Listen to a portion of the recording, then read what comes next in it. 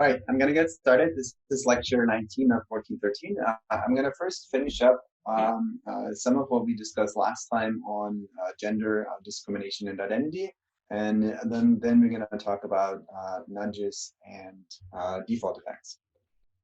So let me sort of fairly quickly go through the remaining slides of lecture 18 and then move to the lecture slides.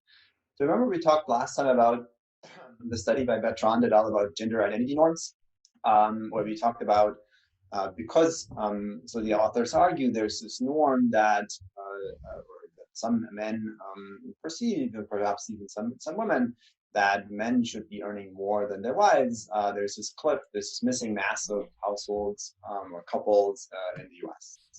We talked about different reasons for that. Missing couples did not form in the first place. That's such marriages, so couples are less happy and stable. So like they end up in divorce. And there's also even for existing couples that form, where the wife, the woman has more earnings potential. In some cases, at least, women tend to either sort of work less, a few hours, and therefore perhaps get less promoted and the like. And in addition, it might be involved in more non-market and childcare work, which is sort of called the second shift. They have to do more work because the husband is very unhappy about her earning more, which then, of course, holds potentially the wife back at her work. Now, somebody was asking last time, I believe Jocelyn about, or others about the arrival of children and the gender gap. This is so there's quite a few studies like this one, so I added this here, which is the study by Kleven et al. In Denmark. And these studies essentially show there's like a substantial what they call child penalty for women, which is when you look at men's and women's earnings. So on the left-hand side, there's a figure that shows earnings. This is sort of yearly data over time. On the right-hand side, you see hours worked. Similarly, you see productivity. But essentially, you tend to see is that for men, this is sort of the gray bar here on top, you see essentially before the child is born, you sort of match men to women to have sort of similar earnings. The trajectory look very similar. And then for men, perhaps, there's a slight decline or no like further increase over time. But for women, there's like a clear drop in earnings. And that drop persists for many, many years. So it's not just like there's a year after birth, there's lower earnings on average for women, but there's a persistent gap overall that has to do presumably with like some women never returning back to work, some women remaining part-time, just some women working a few hours when they have children. Notice that that's not just about like hours worked. So when you look at the earnings gap, it's about something like 20%. The long run child penalty here is something like 20%. It's also for hours worked is something like 10%, which must mean that like there's an additional 10% coming from like productivity or wages conditional on hours worked. So it's not only that women are working few hours, but they're also paid less per hour, which presumably is like once people start working few hours, take more breaks, or just take a break for a few years, they're becoming, they're getting less promotions and so on, and that sort of carries through for a long time. Now, interestingly, some of these child penalties are transmitted through generations, meaning that from parents to daughters, sort of suggesting that essentially in the same family where there's child penalties from the parents, like as in like if the woman is a child penalty for the mother, the daughter will also be likely to have a child penalty later on, like 20, 30 years when she's then actually working. So there seems to be something to do with like the child environment and sort of gender identity, which is sort of the norm that the woman is supposed to take care of the children versus the husband is not. And that seems to be sort of permeated through generations in the child environment. Now, you might sort of say, well, then couldn't we just do some policies that support women or support parents to sort of help them deal with children better? And wouldn't that help? And there's some policies that people have done, in particular in academia. You might sort of say, well, if a woman has a child or a couple has a child in general, You know, that's surely a hit to productivity. And so therefore, you know, one could sort of say, well, that's in fact what people have been doing, is sort of, let's stop people tenure clock, which essentially is, you know, as an assistant professor, people have something like 7, 8, 9 years to produce research until tenure. So you might say, let's give people another year if they have a child. Now, one proposal is to have gender neutral clock stopping policies. Now, these policies are intended to involve these gender neutral policies, meaning that like both parents, regardless of who's giving, or you know, not just the person who's giving birth, but also the other person who's taking care of the child, potentially is getting an additional year on the tenure clock. So the intention is here in particular to involve men more in childcare. But you know, those kinds of policies tend to be not enforced, and potentially they might even enhance gender inequality if it's the case that like both men and women get another year, but the man essentially takes that as a year off where you can do additional work while the woman is in fact taking care of the household and the child.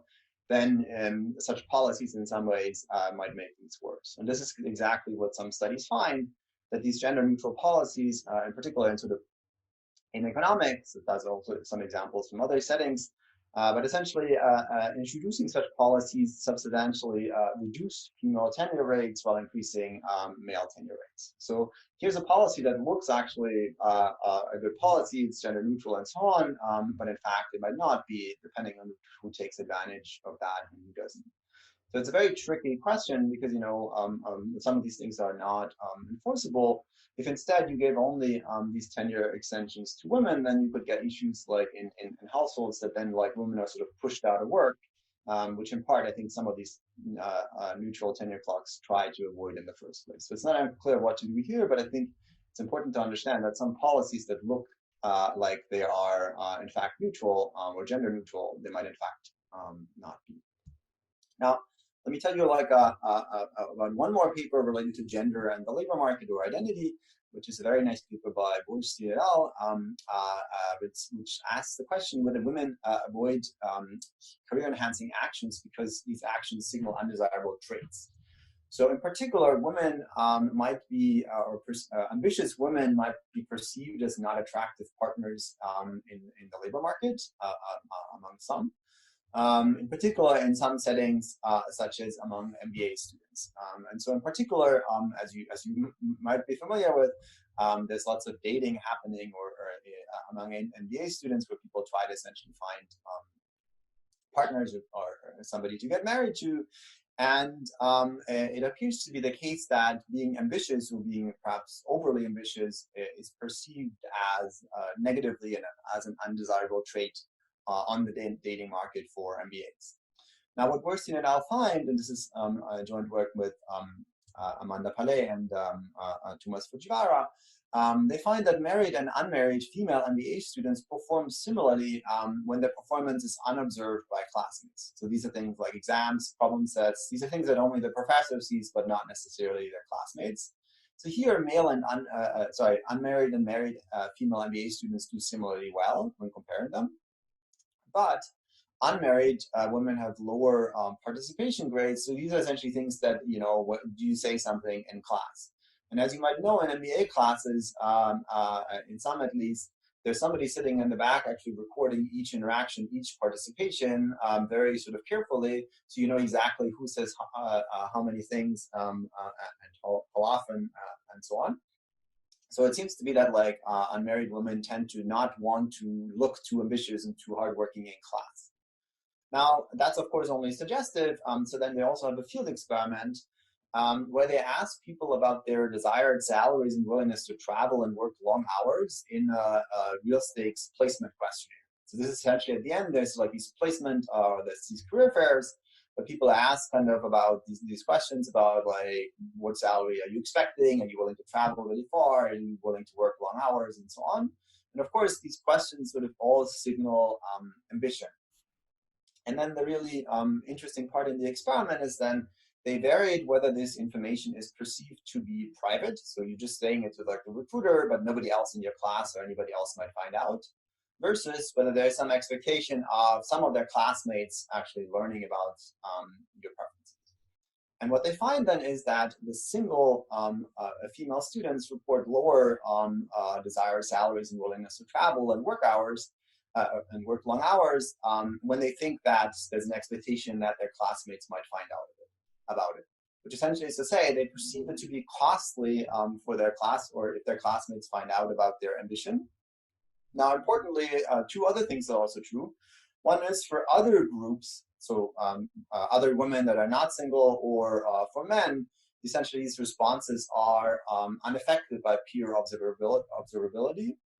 And second, it seems to be that what's driving the observability result is the observability by single male peers. So when other female students or other non-single male peers are potentially seeing these answers, there's no effect, but the effect is really coming from other single male peers potentially seeing it, which is precisely what you expect if you think, having ambition is potentially a negative signal on the dating market. So that's another sort of study showing that these norms or perceived norms are really important, not just in terms of like punishing women in some ways, undeservedly for like mistakes, as we saw in Heather Sarson's paper, but also by holding women back by themselves, right? Here, these are single women who are highly qualified MBA students who are deliberately not as ambitious and hardworking as perhaps you might think they would like to be, which is sort of what the private responses suggest, because there's a penalty coming, waiting for them, or perceived penalty coming on the dating market. Any questions about this?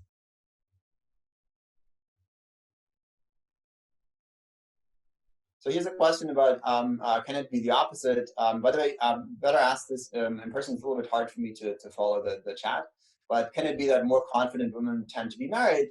Yes, in principle, yes. But I think in what you see here in the experiment is like, so notice that what I was saying, I was careful to say, these are about, there's a perceived penalty of being overly ambitious. There may well be, like, for some women, being very ambitious and so on, that's a very highly desirable trait. But it seems to be that the perception, at least, is that being highly ambitious and so on is not desired.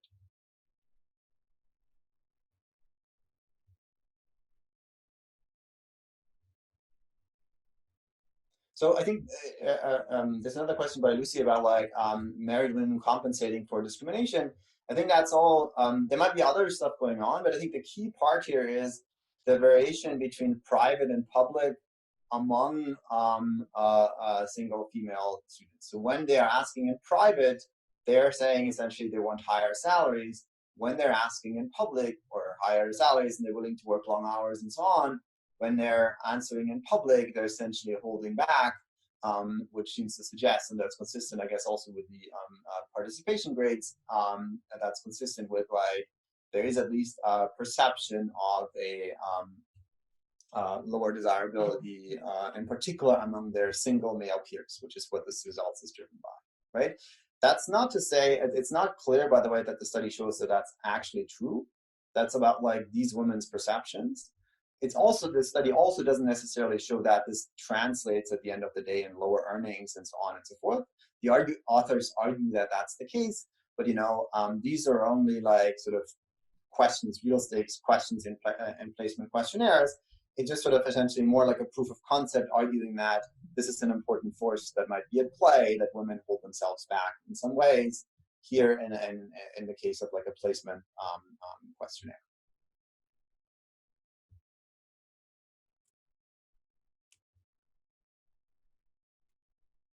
Okay, so let me, I had started this already last time. Let me briefly go through the Westerland study, which essentially is saying that there's sort of two forces going on. There's sort of demand in terms of like tasks that women and men are perhaps asked differently, and beliefs could be quite important here and mediating who has to do which tasks and when. So let me show you a little bit what that study is about. So the study is essentially asking the question whether women are not saying no often enough, in particular when it comes to work. And it's sort of motivated by the fact that female faculty members tend to do a lot more what they call non-promotable tasks. These are tasks that essentially everybody wants to do, somebody to do the task, but they don't want to do the tasks themselves. So that's like essentially university committees and like here also undergraduate teaching or undergraduate student advising. Of course, everybody loves undergrads and wants to advise them. However, it's not something that's good for people's career. So at the end of the day, faculty are often evaluated by research output. So any time that's spent on committees, etc., is sort of not going to be helping for promotions eventually. And then one first observation is that women do that much more than men. Now, you might sort of ask, why is it that women spend their time differently? There's potentially issues of demand. Women are just asked a lot more to do these things. And there's potentially supply issues. Conditional on being asked, women might be just much more likely to say yes. And now what this paper argues is that demand and supply interact because women are more likely to say yes. They're also more likely to be asked in the first place. Okay. So why do we care? I think I already mentioned this. There's sort of three broad perspectives. One is about we kind of try to understand individual decision making, and sort of if you want to understand how people make optimal decisions, here's sort of a reason where people, or here's an example where people potentially misoptimize. There's a managerial social planner perspective that if you want to sort of organize, or if you want to organizations to be efficient, you want to make sure that everybody does equal work in some ways, and you don't want to be women who are very productive be stuck in a bunch of like other tasks that hold them back. And then there's a public policy perspective. It might essentially be that sex differences in the allocation of time, so women spending more time on these kinds of tasks might explain why they're less likely to be promoted, and so on.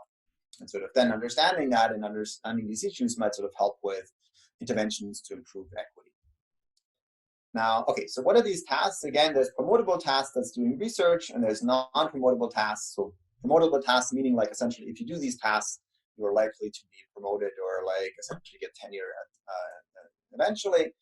A non-promotable task essentially are tasks that many people could do the task, but everybody wants somebody to do it, but often nobody actually wants to do it themselves. Now, the authors have first like a field study where they have faculty at a large public university were sent essentially emails from a chair, and they're requested to volunteer to join one of several university-wide faculty senate committees. And women are essentially in these tasks are way more likely to volunteer conditional on being asked. So that's the first piece of evidence that conditional on being asked, women are more likely to be asked. And you might say, well, that's perhaps there's some personality characteristics on. Maybe women are nicer. Maybe women care more about the public good. Now, what the authors show is that that might well be true in some cases, but in other cases, and it's also about expectation about who does it and who doesn't.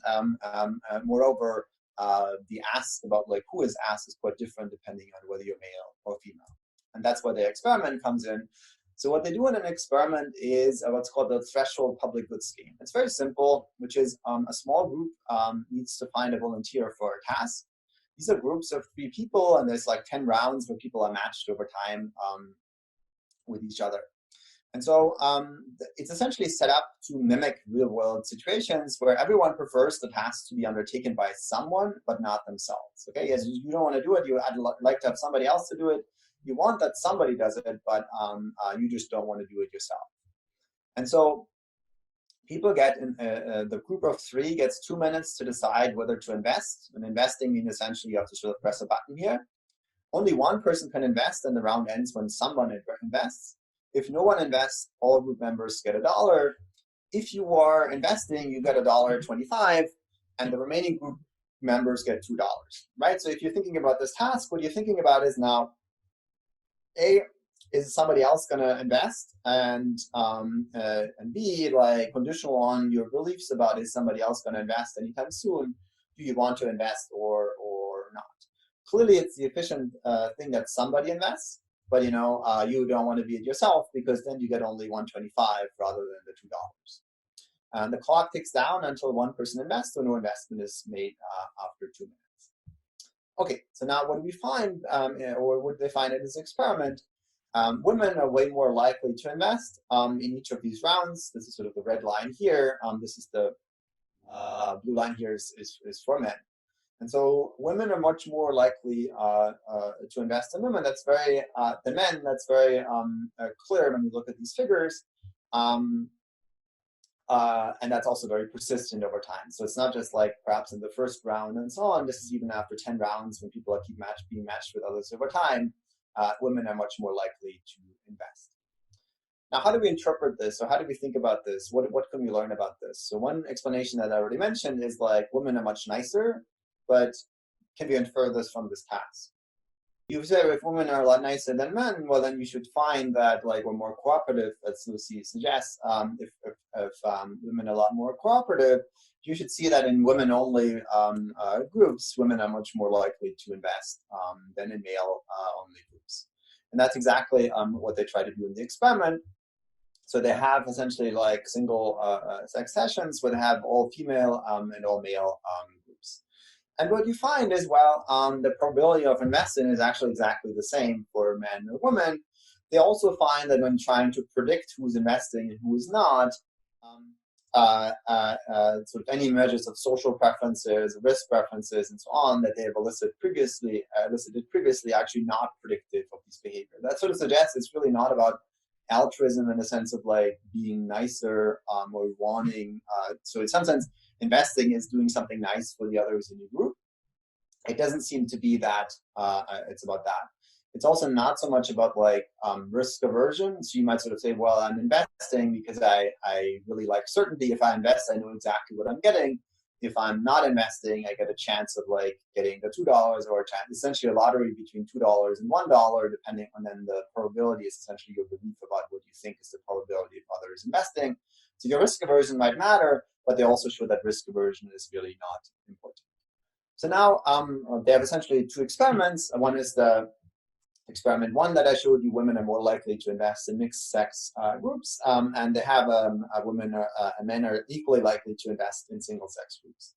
And so now then what they're doing is then they're trying to say, well, could it be that beliefs that women will invest are important here?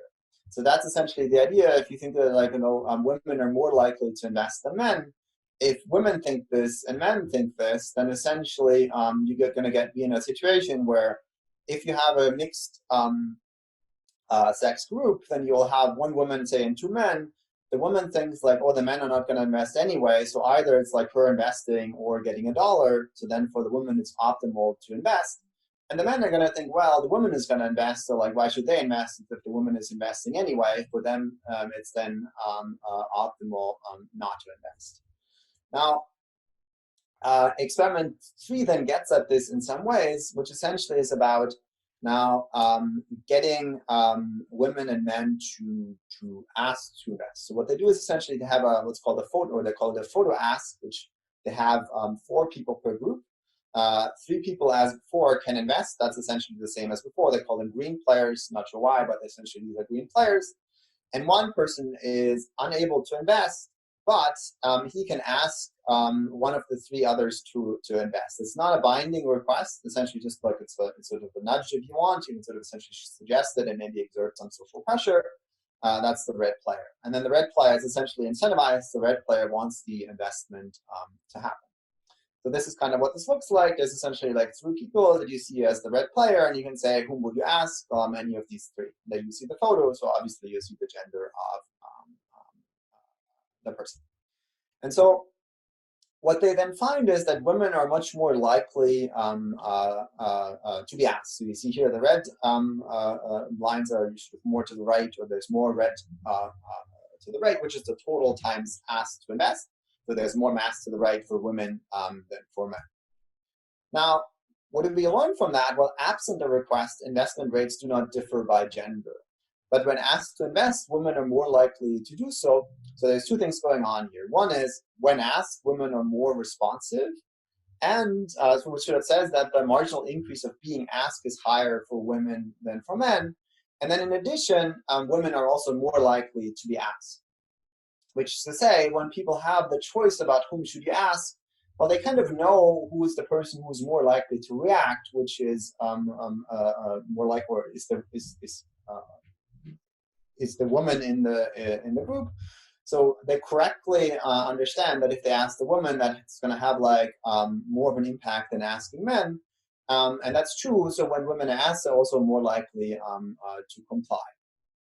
So now that essentially sort of says these gender differences get amplified by increased for women to contribute.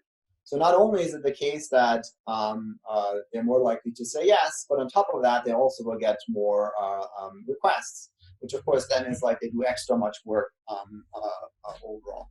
And so what's key here is about this is not about sort of preferences. It's essentially just an equilibrium that at the end of the day will be sustained. Because again, like if men think women are going to do it anyway, and if women think like, well, nobody's going to do it unless I do it myself, you end up in situations where it might be optimal for both women and men to do it, conditional on their beliefs. Any questions on this study?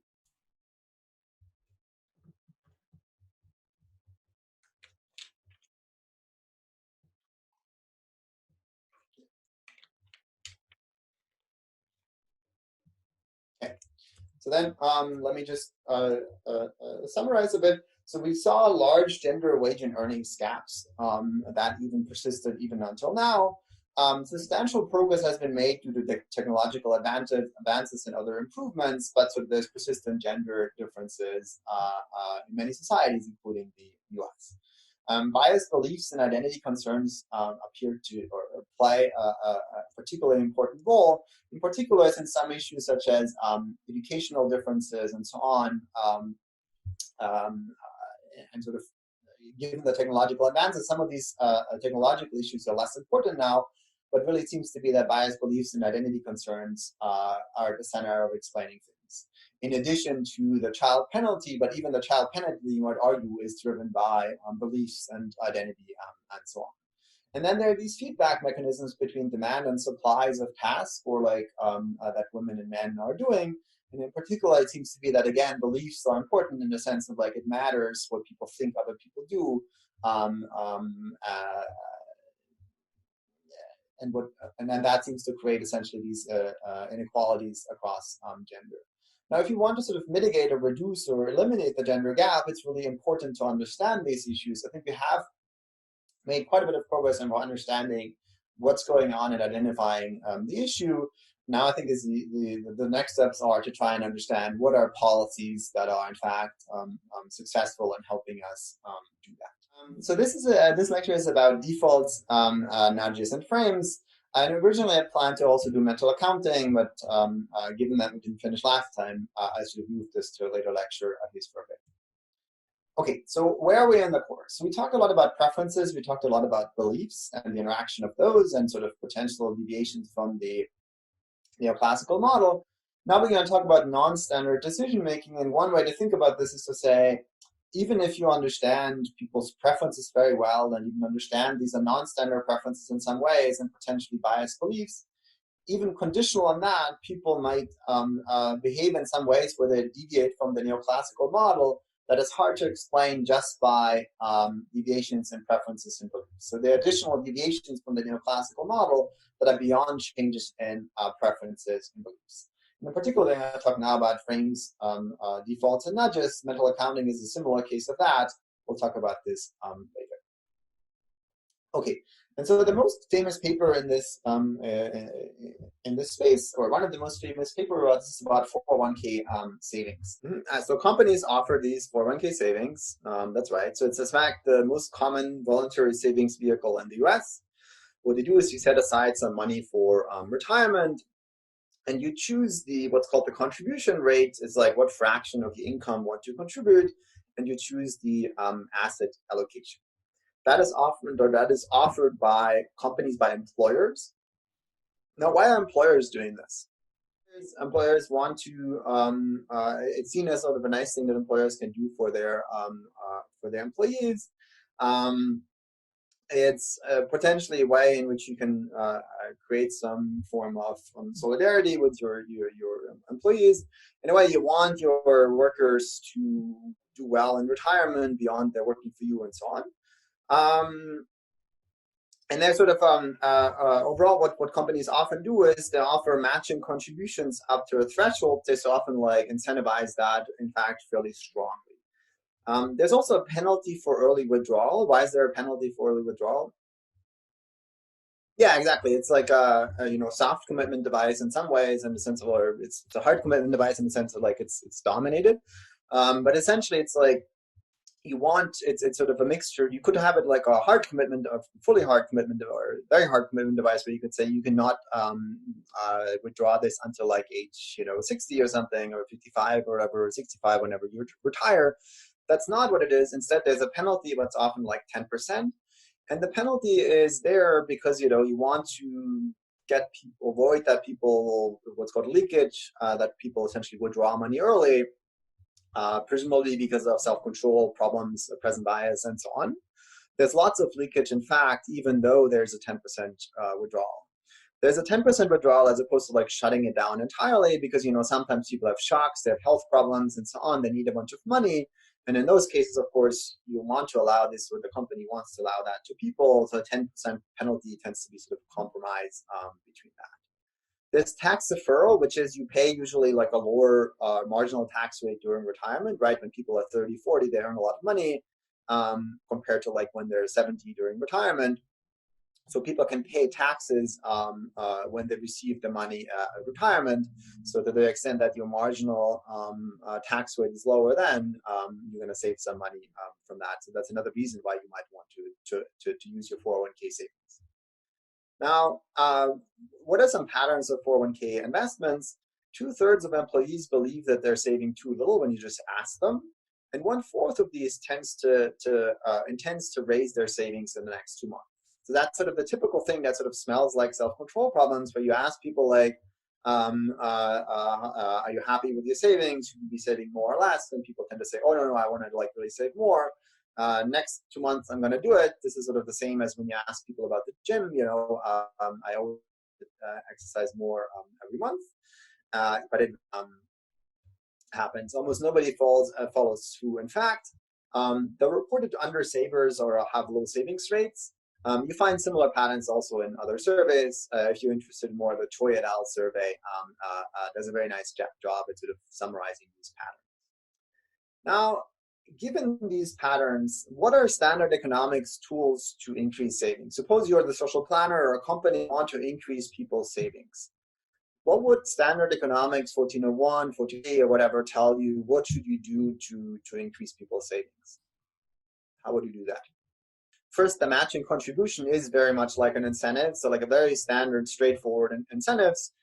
Econ 101 would tell you people react to incentives. So let's give people incentives. You provide matching contributions, and therefore people essentially increases the rate of return on savings. And these matching contributions, I'll show you in a second, tend to be very high or fairly high. And so people should be doing it more if you make it more attractive, at least under usual circumstances. What else could we do?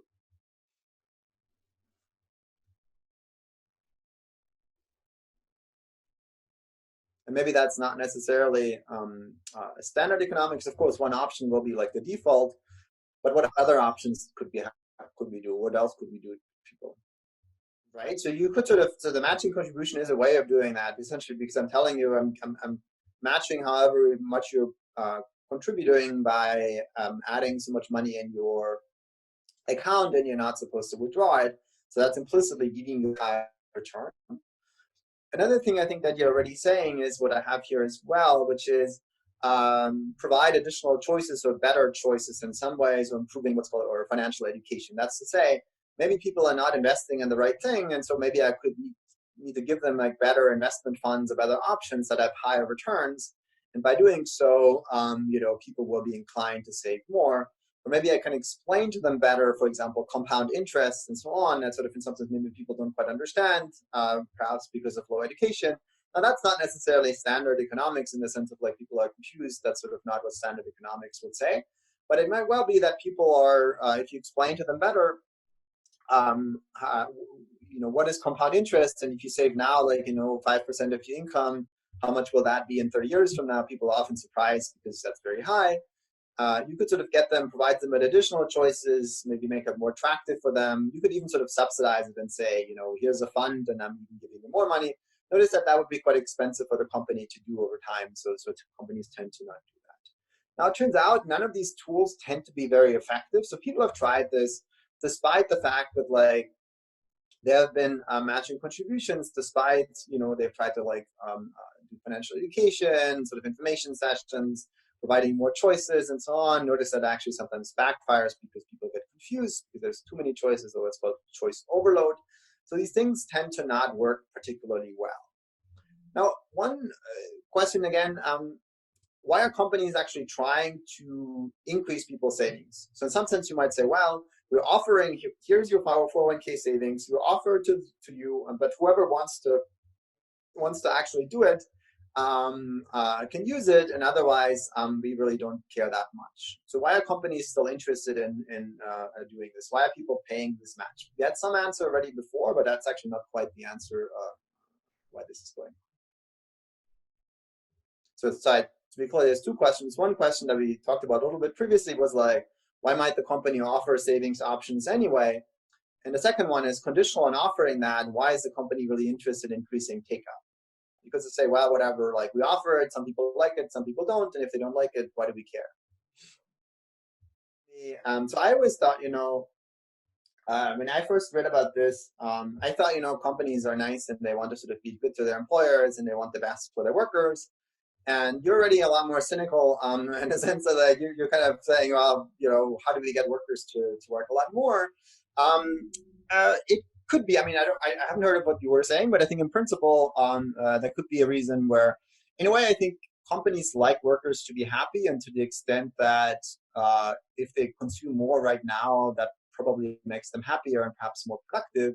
So then in some ways, probably you have the incentives to have people not save too much, because in some ways you don't care that much about like whether when somebody is 60 is particularly happy or has money. Because essentially you can't really engage, or age discrimination is illegal, so you can't fire like a 57-year-old person who's doing their job reasonably well, but maybe is not as productive as you'd like them to be. And so then if that person has saved a lot of money, they probably are more likely to retire. So you guys are more cynical than I am. So the reported reason for a lot of these policies is, in fact, the reason that there is IRS non-discrimination rules. What does that mean? Essentially, by the IRS rules, it cannot be that people who are paid a lot can benefit from certain retirement and other schemes way more than people who are paid very little. Now, it turns out that like low income or low wage workers are much less likely to save in 401k and other savings schemes. Therefore, they're much less likely to receive any of these 401k matching and other contributions.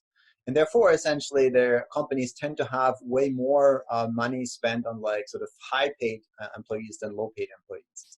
And there's some non-discrimination rules by the IRS that says that's illegal. You can't do that. And therefore, companies are very keen on getting lower. If you are like a CEO or something, you want your workers who earn very little to invest in 401k and other types of schemes that they get rewarded for, because that allows them essentially to pay the high-paid employees higher bonuses in sort of these kinds of schemes as well.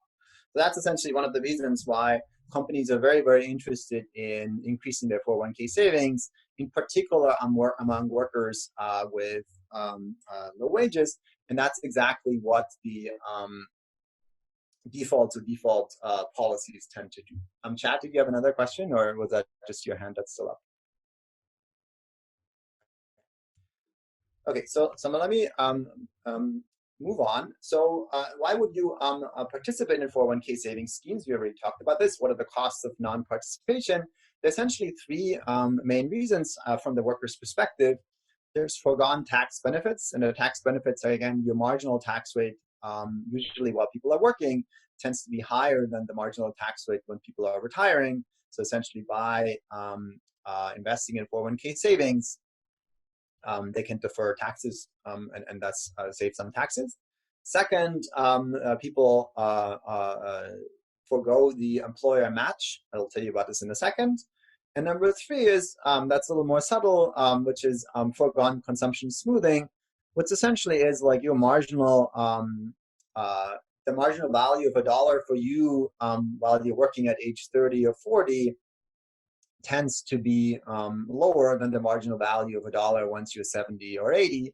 The reason being that essentially you're richer, you have more money available when you're 30 or 40, so you eventually want to smooth consumption until later in time. Of course, there's a discounting motive going the other way, but it shouldn't be that essentially at age 59 or 64, you earn a lot of money and consume a lot, and then the year after, once you retire, your consumption drops a lot.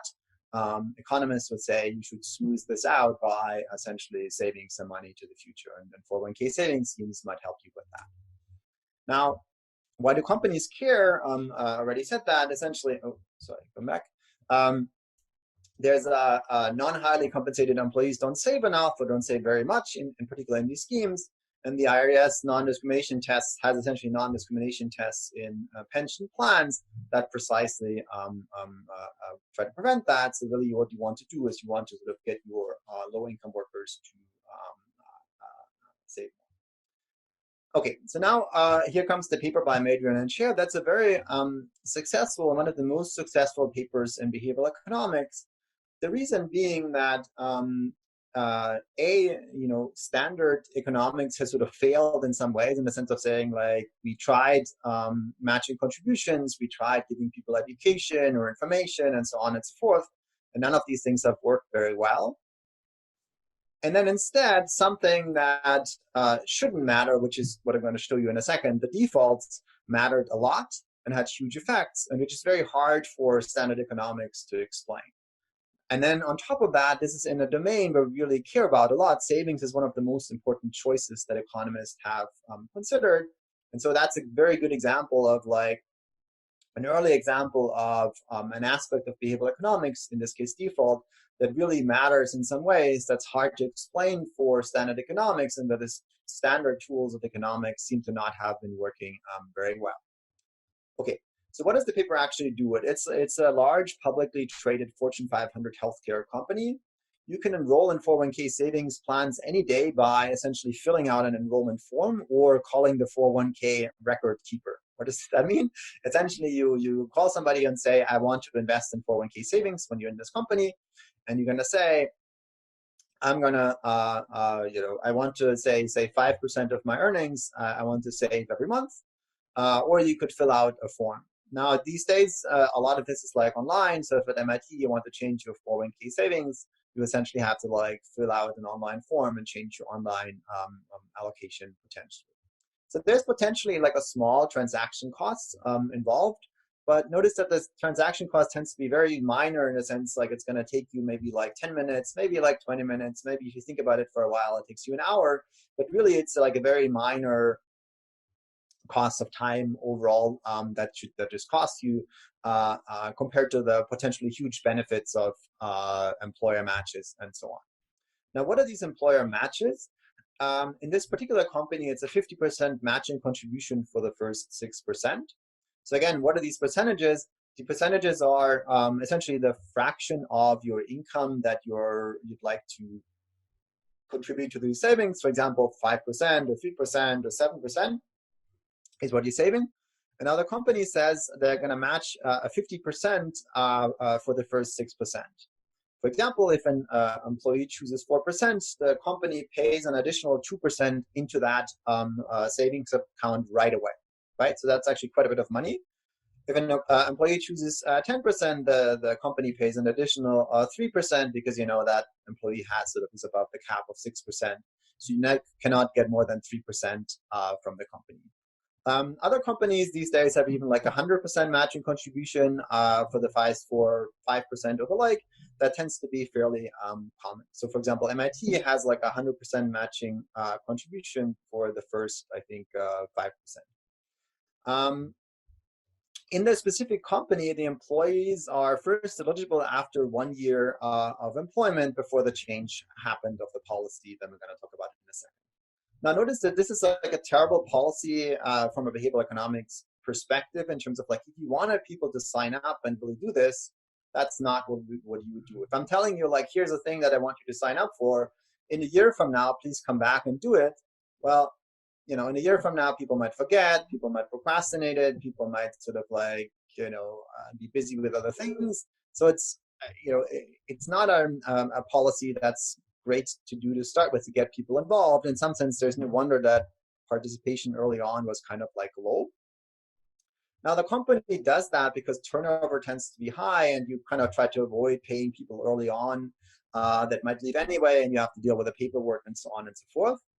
Notice that might be exactly the wrong thing to do, because once people have paid into their 401k savings, maybe that creates some loyalty and makes workers to stay more at the company anyway. But for what it's worth, in this particular case, employers were only eligible 1 year after employment. Now, then there's a discontinuity of the 401k plan default based on the date of hire. So here's the old cohort, the window cohort, as I call it, and the new cohort. So the old cohort are people are hired between 1st of April 96 and 31st of March 97. So they're essentially people have been previously hired. This is what I just told you. You can, after 1 year, after being hired after 1 year, you can, you're not automatically enrolled, but you can essentially just call somebody and say, I would like to start saving in my 401k savings, or you could fill out this form. Then there's the new cohort, which essentially is automatic enrollment, which is everything is exactly the same, but by the date of hire. So when you're hired immediately, you're automatically enrolled. So they're not asking you. They're giving you some information, but they say unless you change and unless you want to make a change, you're going to be automatically enrolled immediately. And when you automatically enroll somebody, then you need to also specify where the money goes to. So they have an automatic enrollment. You need to choose the contribution rate, which is the default contribution rate, and they need to have a default fund allocation, which is, so they have a default contribution rate, which is 3%. And you need to put the money somewhere, right? So if I'm automatically doing something for you with your money, I need to put the money somewhere. What the company is doing is the company puts the money into the money market fund. Is that a good idea, a bad idea? Why is the company putting the money into the money market fund? Is that what you're supposed to be doing with your savings? Or what?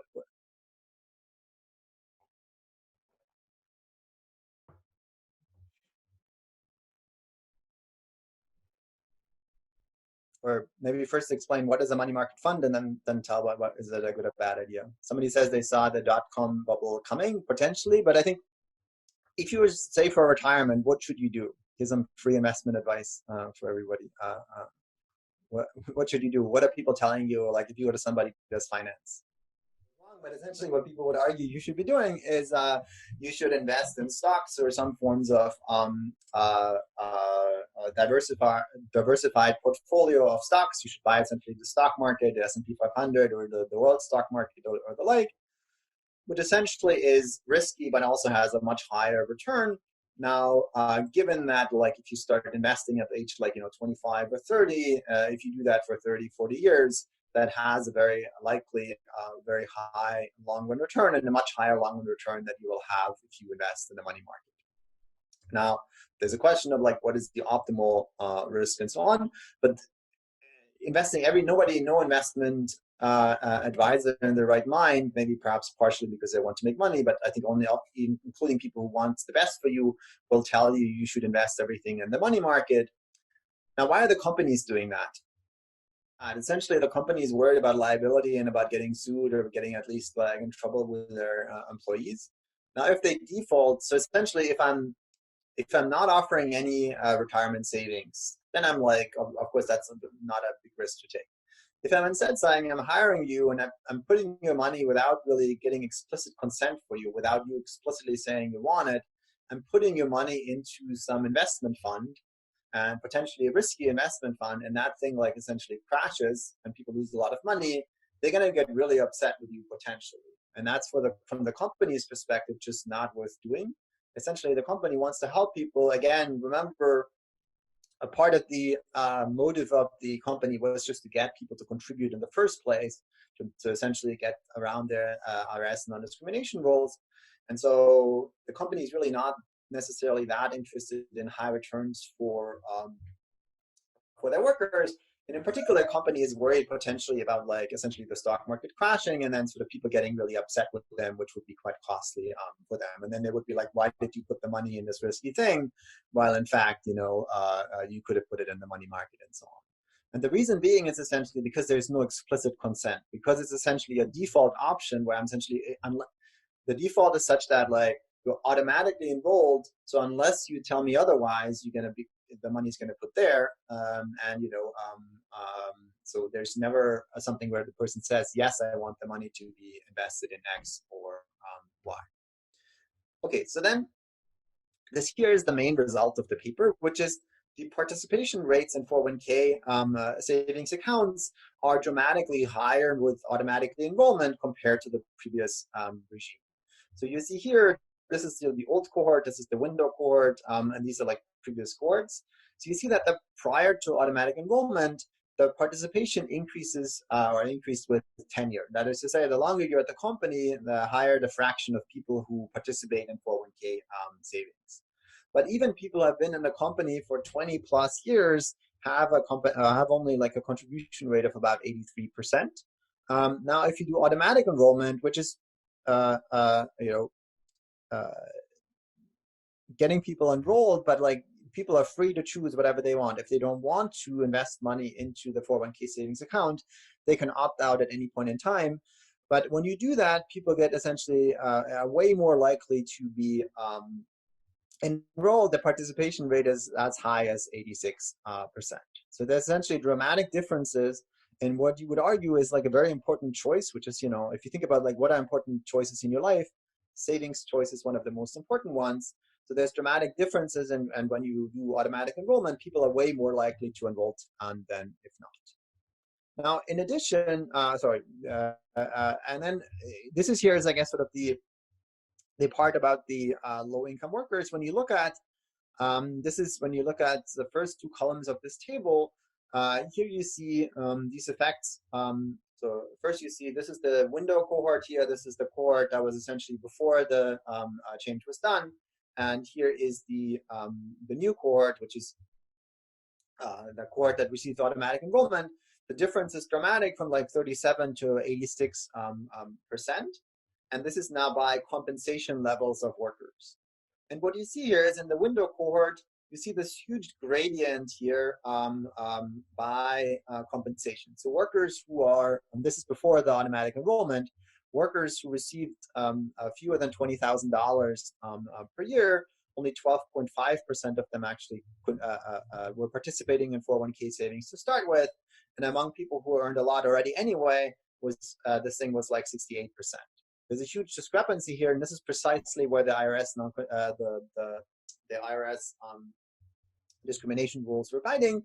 Now, but if you look at like after the enrollment, there's still, notice that there's still some gradient, right? There's still essentially like a higher participation rate among the high-paid employers, but the gradient is much flatter because essentially so many among the low-income workers or low-wage workers are now enrolled as well. So there's huge effect, and the effect is disproportionately large among low-income workers. What are potential reasons for that? So they have more likely, they're essentially their credit constraints are more likely to bind, or they have a high marginal utility of money, and therefore they might be less inclined to save. Notice that low-income workers also have a high marginal utility of income like in the future. So in some ways, it's not obvious actually that like when you think about sort of, if you write down a model, you think about like, should you save right now versus consume money? So consume versus save. You will get essentially what this depends on is the ratio of your marginal utility right now versus in the future. And the marginal utility of poor workers in the future will also be high. So it's not obvious that they shouldn't be saving, but I think it's right that you're saying there are more emergencies and more reasons to essentially not want the money right now. So one thing could be just, it's like mechanical in the sense of like, you know, in some ways it could just be that for whatever reason the poor are not saving to start with. Maybe that's in part due to like tenure. Maybe it's due to like some other reasons that we don't quite understand. But it might also be that there's sort of the poor might be more prone to default effects which could be in part what Carmen was saying. There's sort of, in a way, perhaps financial sophistication or education or information, just what's the right thing to do might be lower. And you might just say, like, I don't understand what's going on, so I'm just doing what the company does for me and just hope for the best. And then, you might just sort of go whatever that is, and you're less confident in making different or overriding such choices.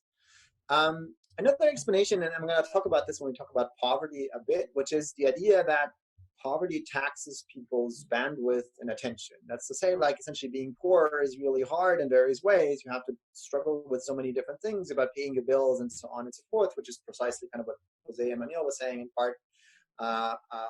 Your marginal utility of money might be high, and you're really concerned with that, and you're worried about, like, feeding your children and so on and so forth. And it's just really hard to find a time to think about stuff carefully. And therefore, you might, again, sort of just go with the default because you just don't have the bandwidth, the mental bandwidth to think about, like, what's best for you and override that. So that's an open question, in fact, whether the poor are more likely to be prone to default effects. But I think what's almost surely the case, or what's been shown in various studies, is that these effects tend to have larger effects among poor or low compensation workers, which is precisely one of the reasons why they were so popular overall. Okay, so then in addition, not only are there large effects on the contribution decision overall, it's like, do you want to, or the participation decision overall, do you want to participate versus not? Like, do you want to contribute any money versus not? But also there seem to be large effects on the contribution rate. That is to say, I think I told you, or remember I told you the default contribution rate was 3%. So if you were automatically enrolled, the company would just give you a 3% contribution standard. You could change that to 4%, 2%, 7%, whatever you want to do, but the default would be 3%. And you see essentially the majority of people, the fraction of employees in the new cohort, which is the automatic enrollment, chooses 3%. There's another thing that's quite interesting here. What you see is that among people who arguably would have chosen, if you just look at the window cohort, there's some people, like, for example, who chose 6%. 11% of people in the window cohort is the cohort that was just before the automatic enrollment. 11% of people chose 6%. That fraction actually goes down to 7%. That is to say, some people who would have chosen more than 3% in the absence of automatic enrollment, now they're moving down to 3%. So there's some effect. There's a bunch of mass coming from 0% moving to 3%, but there's also some mass coming from here that moves from essentially positive amounts down to 3%. So there's a very heterogeneous effect. Some people, quite a few people, increased their savings from very low rates or 0 rates to 3%. But there's also some other effect that essentially some people who would have, like, sat down and done the choice themselves, they would have probably chosen something like 6%, 7, whatever, 8, even like 15%. And some of them are moved down to 3% by the automatic enrollment. So there's some negative effect on savings coming from that potentially. In addition, the asset allocation here, people essentially predominantly just choose the default. Here you see essentially the assets or stocks, bonds, and money market. Think about money market essentially as like a 0% or close to 0% very safe option. And in the new cohort, 80% of people, I'm not sure how well you can see this, but 80% of people choose the money market, which essentially is exactly what the company is choosing for them. While if you have, in the other cohorts, this is all conditional on participating, the fraction who chooses stocks and bonds is way, way higher. And as we discussed, the long run return to investing in the money market is way, way lower. So that's potentially like, again, another reason why, in fact, while defaults are increasing the fraction of people who are choosing to save overall or to participate on the savings overall, the long run savings might not necessarily be higher. Now, let me sort of summarize this. I think I said already most of this. So 40 to 50% of individuals are passive savers, as you might want to call them. They follow the default plan. they're essentially both in terms of the participation, but also in the contribution rate and the asset allocation. They essentially do whatever the company chooses for them. The suggestive choice is not very attractive unless it's the default. Notice, remember the window cohort. The window cohort was essentially the cohort that now could just do whatever they wanted to do. They were told on the 1st of April, I think 97 or 8, now you can invest immediately. You can do whatever you want. We're not choosing for you, but you are like now eligible, even for people who have been like at the company for something like, say, 6 months or 3 months and so on. The company just made the participation available for anybody. Since they had been hired previously, they didn't default people in. They just made it like you can change your choice now if you want it. But among those people, the window cohort is very much looking like the old cohort.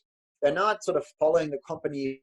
You might say, well, the company has a new default now, and the new default, that's a recommendation, so I should just follow that default because I don't know what to do. That's not what people seem to do. So it's not like that. So it doesn't seem to be that the default is like a perceived choice that suggests the company, and because the window cohort really does not follow this default or the suggested default, the window cohort really looks like the old cohort. Now, I only showed you the results for one company from Madrid and Chia, but it's a very robust result that if you look at like the paper by Choi et al. That looks at this in more detail, that finds this over and over again in different companies as well. Default effects tend to be very strong in those companies. Now, one question you might ask is what's the underlying reason why these default effects are so strong? There are potential candidates which are awareness, implicit endorsement by the company, inattention memory, or potentially present bias. And what researchers found, it's sort of not necessarily conclusive, but I think the suggestive evidence here is very much that, in particular from Blumenstock et al., that we think that present bias might be a quite important reason, in addition to sort of the cognitive costs of thinking through different savings scenarios. So people essentially tend to push this off and say, oh, I'm going to change in the future. I'll at some point I'll get to it. I'll get to it when it's important. Notice that it requires some naivete because as we discussed, if you're sophisticated, you might sort of push it off maybe a period or two, but you would never push it off by 10 years or 5 years because you know you're going to lose a lot of money. And so, but if you have some present bias plus some naivete, you might say, well, I'm going to do it in the future and not right now. And that seems to fit the data the best, in part because papers such as the one by Blumenstock et al. Have ruled out some other explanation. For example, the inattention memory stories, they sent reminders that didn't seem to have any effects. They also could rule out the implicit endorsement because they essentially explicitly randomized whether people were defaulted in versus defaulted out. And that also had effects. So it doesn't seem to be that. They also made people very clearly aware of the different retirement or savings options. And again, that didn't seem to make a big effect. So while we don't have like conclusive evidence that present bias is sort of causing these default effects, in the retirement savings choice scheme, perhaps if I had to guess or if I had to say which I think is the most likely explanation, we think that present bias and naivete seem to be the best explanations that we have so far. So now one question you might sort of say as well, is automatic enrollment optimal? I showed you essentially that once we do automatic enrollment, people are more likely to participate. However, while they're more likely to participate, also these defaults seem to make some people save less, right? We saw some people going essentially from 6% participation contribution rate to 3% contribution rate. They also have a much more conservative asset allocation. So in the long run, it's not obvious in the case of this company whether people are actually saving more. Now, so how would we answer this question? We're going to get back to this when we talk about policy, but how should we set the default? What should we do? Like, what are the considerations that we have, and how can we decide what's good for people? You can essentially force people to make a choice. There were some companies where essentially people were very, very strongly encouraged to essentially, here's a form, fill it out, tell me what you want. And it was sort of part of the hiring package, and, like essentially was sort of arguing, I don't think that's actually legal, but it was essentially sort of implying that like one needs to do this form before you can start working, and otherwise, you can't start working at this company. And now we can look at like, what are people actually choosing when everybody chooses actively? And that's presumably when people are paying attention or when people do the best they can for their choices, and they're not sort of automatically enrolled either in 0 or 3 or other percentages. And so this paper by Carroll et al. Looks at active choices. And when people choose actively, they look a lot like the new cohort in Madrin and Share.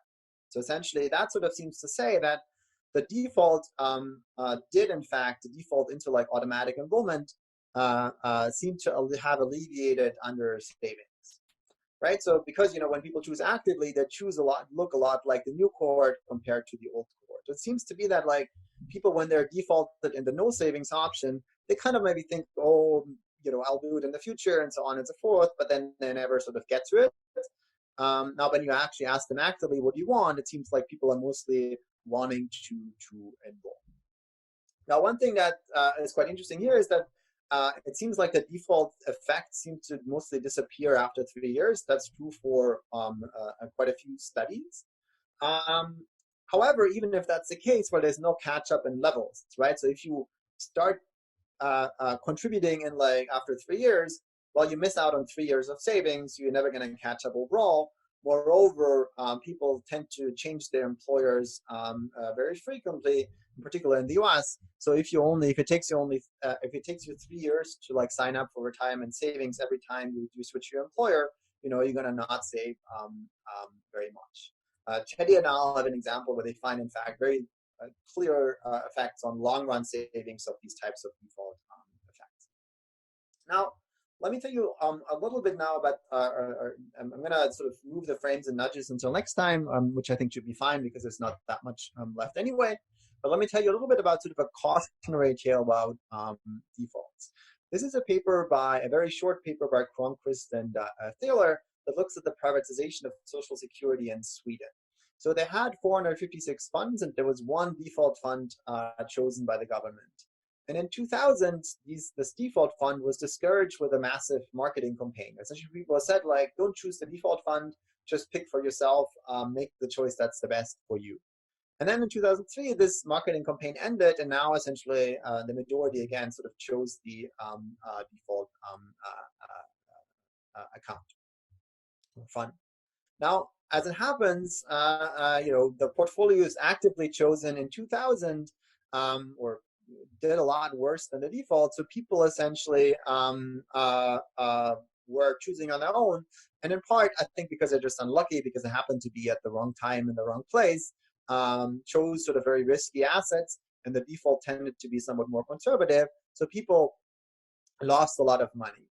So now that's the more general issue, is that active choice is less attractive if consumers are less financially sophisticated. Again, in the Cronquist and Thaler case, maybe they were just unlucky. But in general, if you want people to choose actively and they don't know what they're doing, well, then, they're going to do potentially worse. There's similar evidence, for example, for health insurance choices, where people just don't know what health insurance choice is best for them. So if you give them more options, they might be potentially doing worse. Because they just don't know what to do, and then they choose just options that are worse, and they're more likely, for example, to be exploited. And then having a default choice that is perhaps not optimal for everybody, but it's pretty conservative and pretty good for most people, might be, in fact, quite valuable. And so now when you think about like optimal decision regimes, when you think about active choice versus default, consumer heterogeneity makes active choice more attractive. If you think, people want very different things, and they know what's best for them, and we don't have that information. We don't know what's good for some people versus others. Well, it's best to let people choose on their own, right? Let's just pick what's good for them, and then they'll be happy. But active choice only improves outcome if people actually know what's good for them. If everybody's confused and doesn't know what they're doing, well then, letting people choose actively will potentially make things worse for quite a few people. And so you want to make sure that defaults don't make people worse off. This is what Jose was saying. In particular, people might sort of oversave if you default them into high savings, and then they have credit card debt or other sort of problems arising from that. So one wants to be quite careful. One option one can try and do is trying to provide information sessions and make sure people know, we're try to sort of provide a curated set of 3-4 options that we think are good options for different types of people. provide information for them, make sure they understand these options, and that then people choose on their own. Another popular alternative, I'm going to talk about this a little bit when we talk about policy, which is called the SMART plan, or like auto escalation plans, which are essentially more like automatic raises in the future, where you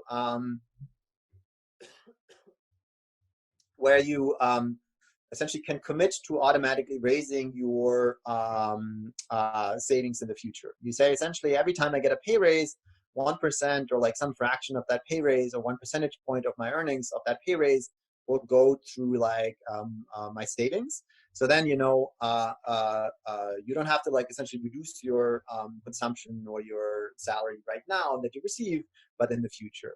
That's good, essentially, in particular, addresses present bias and loss aversion, because people are really averse to like reducing their paycheck right now, and for present bias and loss aversion reasons. Manil was asking about like information versus financial education. I mean, kind of both of those. You can provide information about like what are these options, you know, what's good about this investment option versus another, and sort of providing financial education, but in particular, financial education plus active choice. Essentially by active choice, I mean like pushing people really to choose and saying like, look, what do you want? Do you want option A, which is like no retirement savings, or option B, which is like 3% or 6% or whatever? The current format is more essentially is like no information, and the default is essentially is like zero savings, and then you have to actively choose on your own as an employer. And many as an employee, many employees just don't know what to do and get confused and maybe get frazzled and then procrastinated and never do it, perhaps in part because of confusion.